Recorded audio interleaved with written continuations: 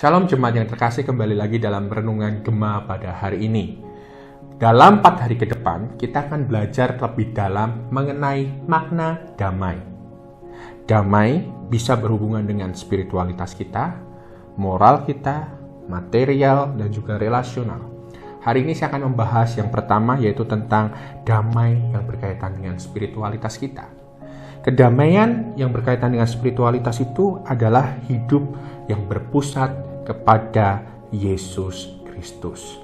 Apa makna hidup yang berpusat kepada Tuhan Yesus Kristus?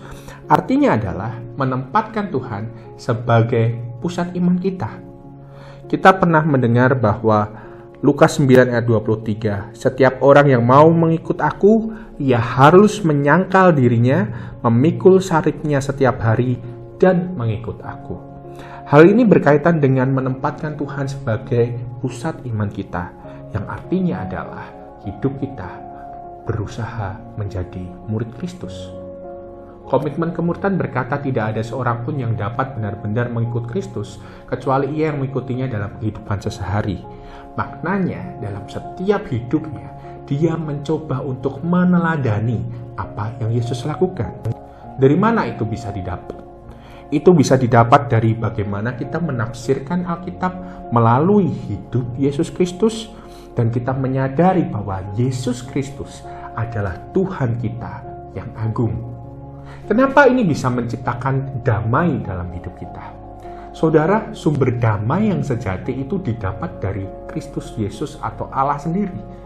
Tidak ada usaha manusia yang mampu membuat mereka bisa mendapatkan damai yang seutuhnya jika anugerah itu tidak datang dan direspon dengan benar oleh manusia.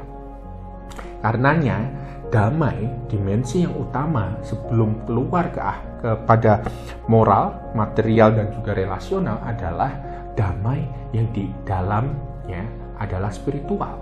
Dan itu adalah didamaikan oleh Tuhan itu sendiri. Dan damai yang didapatkan dari Tuhan itu sendiri artinya membuat pribadi kita diubahkan oleh Tuhan.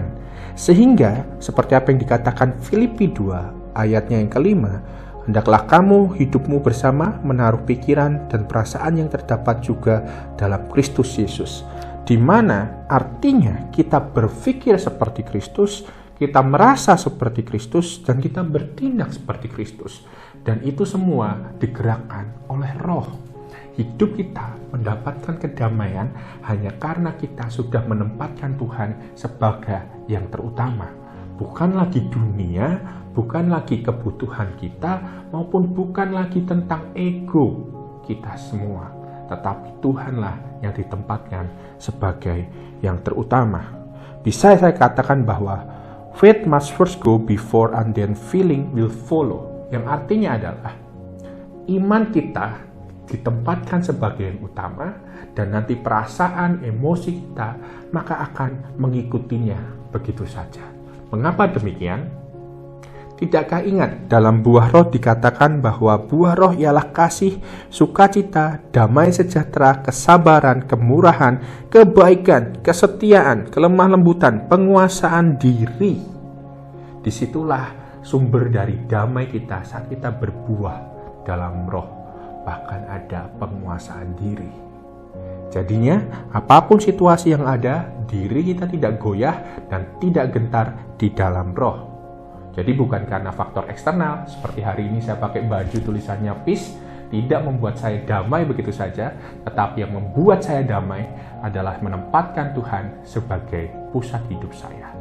Mari kita berdoa. Tuhan, kami berdoa mengucap syukur untuk hari ini kami diingatkan bahwa sumber damai yang sejati itu didapat dari Tuhan saja.